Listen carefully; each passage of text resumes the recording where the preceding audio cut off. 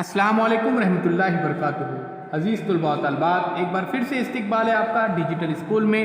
आज हम जमात तीसरी मजमून माहौल का मुताला सबक नंबर 14 आओ बावर्ची खाना चले, इसका हम मुताला करने जा रहे हैं। उससे पहले डिजिटल स्कूल को सब्सक्राइब कीजिए, साथ ही साथ बेल आइकॉन के बटन को भी प्रेस कीजिए ताकि नए नए तालीमी वीडियो सबसे पहले आप देख सके। तो आइए बच्चों, जानते हैं सबक नंबर 14 के बारे में।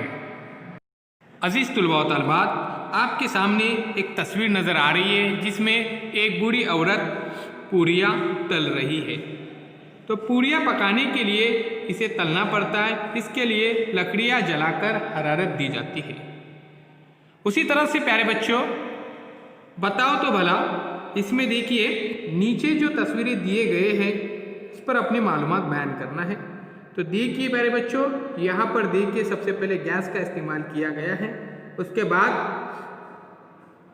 दूसरी तरफ देखिए यहाँ पर जो केरोसिन की मदद से स्टोव है इसका इस्तेमाल किया गया है।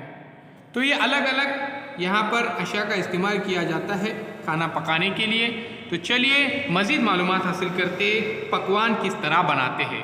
प्यारे बच्चों, लोग अपनी पसंद के मुताबिक किस्म किस्म के पकवान बनाते हैं।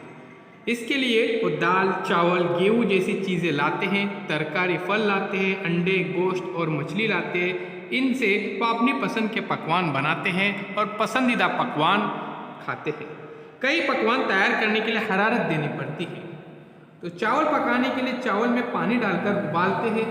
पूरियाँ, भजिए जैसी चीज़ें तली जाती हैं, इसके लिए तेल या घी का इस्तेमाल किया जाता है। उसके बाद मोदक और इडली जैसी चीज़ें भाप में पकाई जाती हैं। चपाती, रोटी सेक कर बनाई जाती हैं। तो ग़िज़ाई अशिया को हरारत देकर बनाने से वो आसानी से हज़म हो जाती है और ज़्यादा मज़ेदार हो जाती है। तस्वीर में आपके सामने है ये बहुत सारे अशिया। प्यारे बच्चों, यहाँ पर देखिए बच्चे खा रहे हैं, कुछ फल खा रहे हैं। आपके सामने मुख्तलिफ फल नज़र आ रहे हैं। तो सभी ग़िज़ाई अशिया हरारत देकर नहीं पकाई जाती। कुछ अशिया हम कच्ची खाते हैं, जैसे फल हमेशा कच्चे ही खाए जाते हैं, यानी बगैर पकाए। हम कभी कभी टमाटर, ककड़ी जैसी चंद तरकारियाँ भी कच्ची खाते हैं। अब देखिए ककड़ी का कचूमर, केले की शकरन जैसी अशिया हरारत दिए बगैर ही तैयार की जाती है।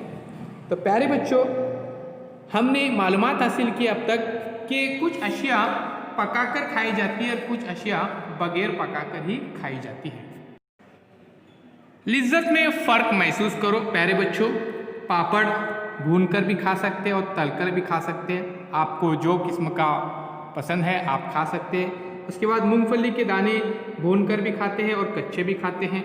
कच्चे आलू के टुकड़ों और उबले हुए आलू के टुकड़ों की लिज्जत में फ़र्क बताइए। तो प्यारे बच्चों, आपकी जो पसंद है अपने पसंद के मुताबिक खा सकते हैं और लिज्जत में फ़र्क बता सकते हैं। उसके बाद हरारत देने के मुख्तलिफ तरीके। तो ग़िज़ाई अशिया पकवान तैयार करते वक्त हरारत देने के लिए मुख्तलिफ ईंधनों का इस्तेमाल करते हैं। अब प्यारे बच्चों, अब हम जानते हैं, आपके सामने जो तस्वीर है उसको गौर से देखिए। आजकल कई लोग खाना पकाने के लिए गैस इस्तेमाल करते हैं। ये ईंधन आसानी से इस्तेमाल किया जा सकता है। गैस फ़ौरन जलती है, इससे धुआं नहीं निकलता। गैस पर पकाने में वक्त भी बहुत कम लगता है, जैसे कि यहाँ पर देखिए गैस आपके सामने है। और कुछ लोगों के पास चूल्हे होते हैं, तो चूल्हे में लकड़ी इस्तेमाल करते। लकड़ी सिलगाना मेहनत का काम है, तकलीफ़ का काम है।